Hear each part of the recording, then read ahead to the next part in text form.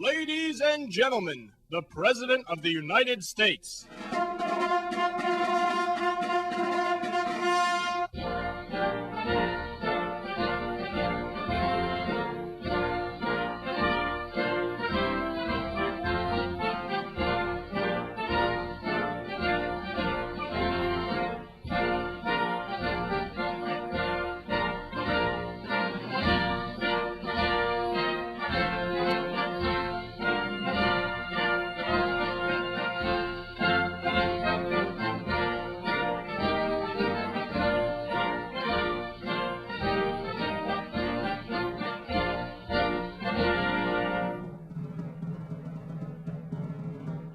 In 1789, George Washington was elected our first president. He was re-elected for a second term in 1792.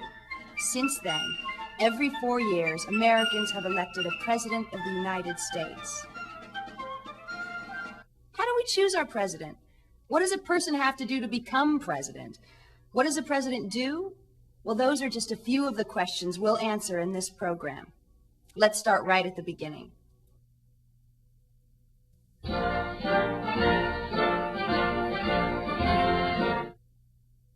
According to our Constitution, power is divided among 3 branches of government: the legislative, the executive, and the judicial. No one branch can work without the cooperation of the others, so no one branch can become too powerful. The legislative branch, called Congress, passes the laws. The judicial branch, headed by the Supreme Court, decides if the laws agree with the provisions of the Constitution. The executive branch, headed by the President, sees that the laws are carried out. The President is also the commander-in-chief of the armed forces. There's also a vice president who can take over if the president dies or is unable to hold office. Both the president and the vice president are elected to 4-year terms. There are only 3 qualifications for becoming president. The person has to be a natural-born citizen of the United States, at least 35 years of age, and must have lived in the United States for at least 14 years. That's it. So how do you get to be president? You win an election, of course. In fact, you have to win a lot of elections. You're probably familiar with the big election that takes place in November, the one where all the registered voters can vote. That's called the popular or general election. But you might be surprised to learn that it isn't the official election required by the Constitution. So, let's take a look at that.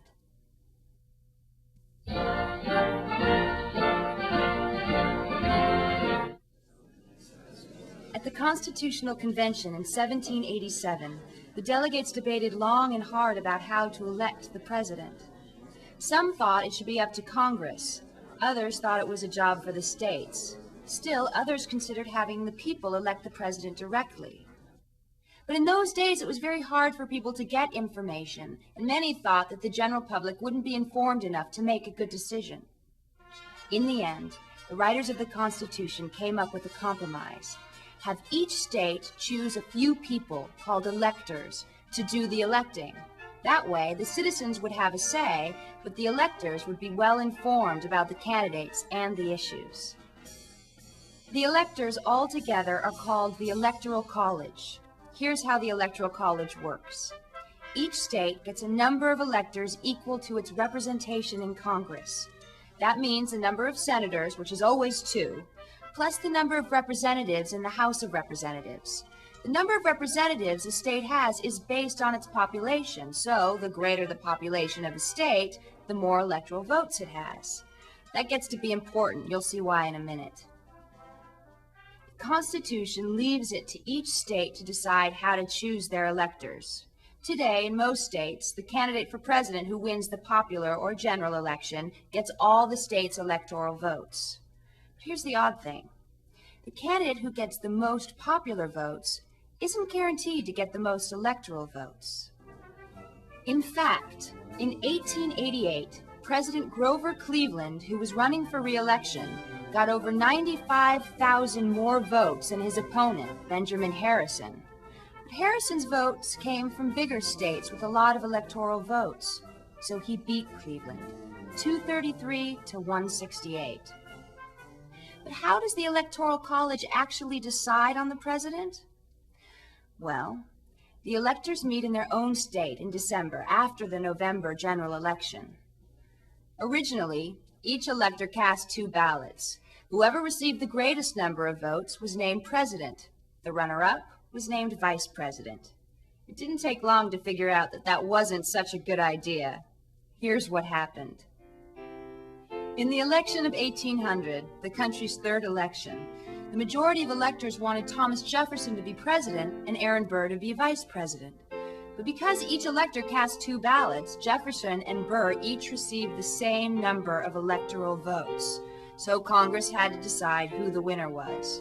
They voted 36 times, and finally, Congress named Jefferson president and Burr vice president. To make sure that never happened again, in 1804, the 12th Amendment was added to the Constitution. It says that the electors will cast just 1 ballot, but they will put down 2 names, one for president and one for vice president. And that's a system we still have today. But there's more to it than just receiving the most electoral votes. To be named president, the candidate has to get a majority, more than half of the votes of the Electoral College. If no candidate gets a majority, then the election has to be decided by Congress, and that has happened twice in the past. But first, let's talk about the road a candidate for president has to travel to get to the general election and to the Electoral College.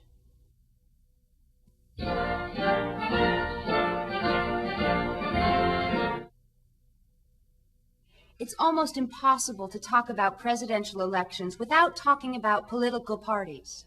A political party is a group of people who have similar ideas about government.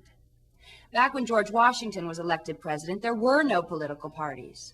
In the first 2 elections, Washington received every single electoral vote. Not so surprising, he didn't have any opponents. That never happened again. In every election since, there have been at least 2 candidates, each representing a different party and a different view of how the government should be run. The first 2 political parties in America were the Federalists, who believed in a strong federal government, and the Democratic Republicans, who thought the state should have more control. In the election of 1796, these 2 parties faced each other for the first time. The candidates were John Adams for the Federalists and Thomas Jefferson for the Democratic Republicans. That year, Adams won. In the next election, 1800, Jefferson defeated Adams. Throughout our nation's history, there have been many political parties. Since the 1850s, the 2 major political parties have been the Democratic Party and the Republican Party. Each party has a symbol. The Republicans are represented by an elephant, the Democrats by a donkey. There have also been third parties that last for a while and then fade away. So in some presidential elections, there are more than 2 candidates running for president. Today, anyone who hopes to be a candidate for president has to get their party's nomination. But before they can be nominated by their party, they have to win a lot of smaller elections. Let's look at that process.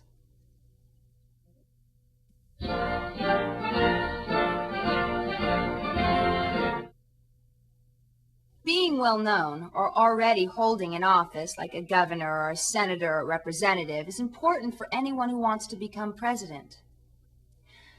Once a person declares that he or she is a candidate for president, they have to test how much support they have within their party. So they go to each state to find out. Most states use one of 2 systems to decide how much support a candidate has: a caucus or a primary. A caucus is a meeting where members of the same political party get together, in this case, to choose a presidential nominee. A primary is an election where people vote for who they want to receive the party's nomination.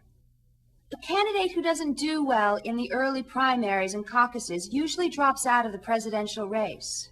Those candidates who do get a lot of votes usually stay on, and their main job is to raise money from donations and get even more support for their campaigns. Most of the primaries and caucuses start at the beginning of the election year and continue until the parties hold their national conventions.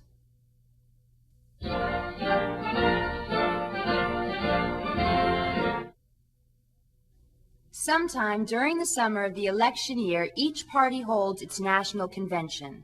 That's where delegates from every state get together and select the party's presidential candidate. Banners, posters, balloons, hats, buttons, and music add to the excitement of the national conventions. After nominating speeches, the chairman of the convention reads the roll call of each state. Then the delegates cast votes for the candidates they want. The way they vote is usually determined by the result of the state's caucus or primary. Sometimes the candidate is chosen on the first ballot. Sometimes it takes many, many ballots. But eventually, one candidate wins the party's nomination. After that, the delegates vote for a candidate for vice president, usually a person the presidential nominee has chosen. The two candidates together, the presidential candidate and the vice presidential candidate, are called the party's ticket. Also, at each convention, the delegates vote on the party's policies and political views. This statement is called a platform. The convention usually ends with a rousing speech from the nominees to get up everyone's enthusiasm. From there, the election contest really gets going as the candidates take their campaigns to the voters.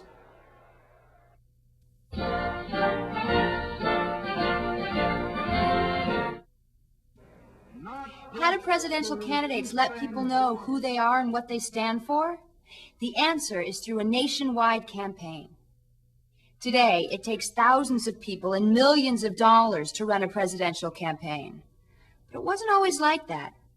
Up until the mid-1800s, most candidates didn't campaign for themselves. Campaign supporters did all the work. They used banners and buttons and parades and rallies just as they do today to drum up support from the voters. When the railroads were built, that made it possible for the candidates to bring their campaigns closer to the people, and many presidential candidates did that. William McKinley wasn't one of them, though. When he ran for president in 1896, McKinley never left his front porch. Anyone who wanted to see him had to come to Ohio.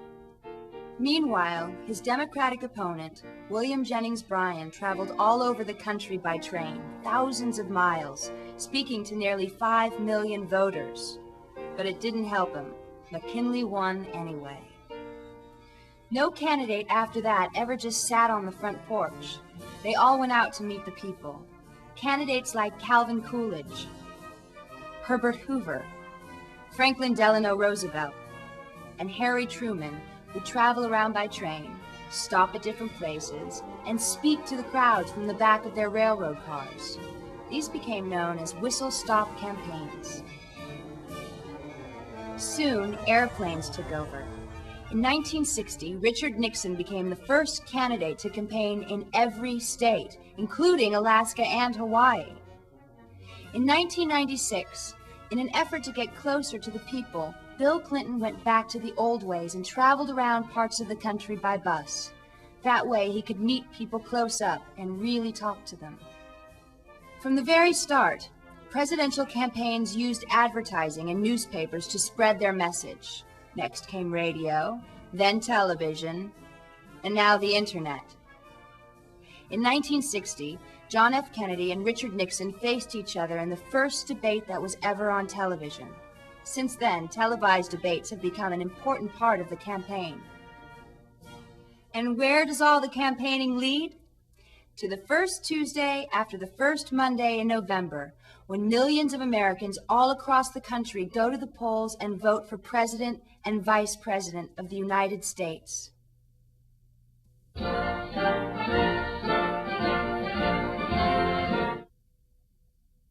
Let's go back and review the steps that it takes to get to the White House.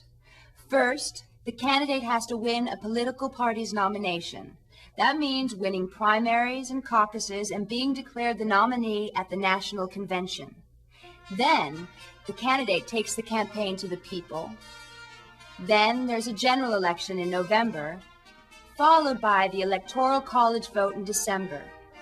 The candidate who gets a majority of the electoral votes is declared president. Today, that means 270 of the 538 electoral votes.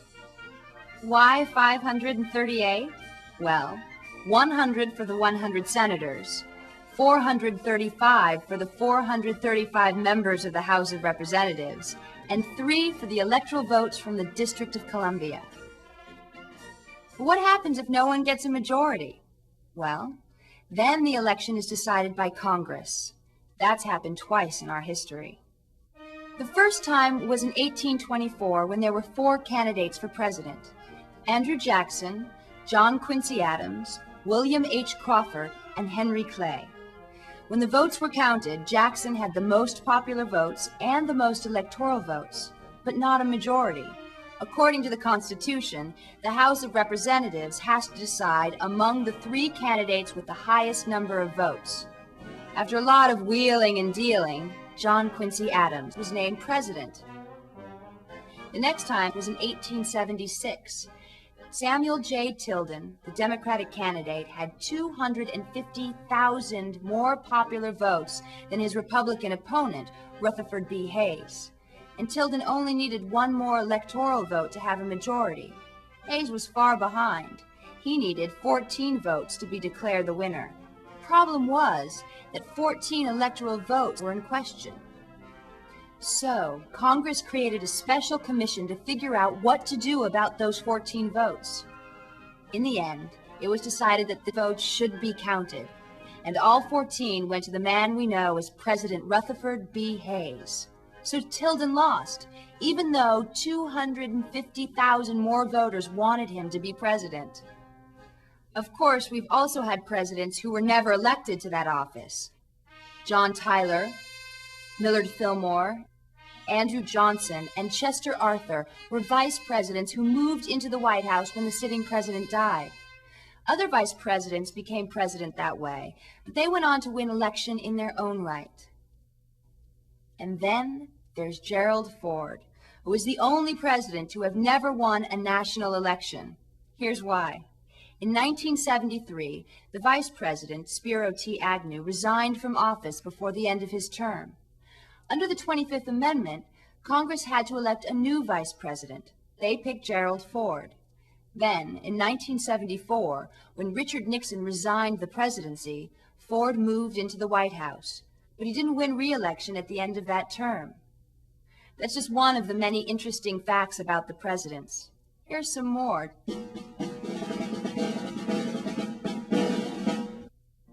Did you know that Zachary Taylor, Ulysses S. Grant, William Howard Taft, Herbert Hoover, and Dwight D. Eisenhower were only elected to one office, President of the United States? After they left office, John Quincy Adams and Andrew Johnson both served in Congress, Adams in the House, Johnson the Senate. William Howard Taft lost his bid for re-election in 1912, but served as Chief Justice of the Supreme Court from 1921 to 1930. William Henry Harrison had the shortest term of office. He died 1 month after his inauguration. John Tyler, the vice president, became the first person in that office to succeed to the presidency. Because of that, many people referred to Tyler as His Accidency. The teddy bear is named after Theodore Roosevelt, who was Franklin Delano Roosevelt's 5th cousin. John Adams and John Quincy Adams were father and son. Congressman John Scott Harrison is the only person who was both the father and son of a president. William Henry Harrison was his father, and Benjamin Harrison his son. And here's one more fact to remember, probably the most essential thing you need to know. One of the most important duties of every citizen is to vote. But unfortunately, in the United States today, the country with the freest elections in the world, the oldest government of the people, by the people, and for the people on earth, many citizens do not vote. But there's something you can do about that. Even though you aren't old enough yet, you can still encourage others to vote. So do what you can to get people to go to the polls. See you in November.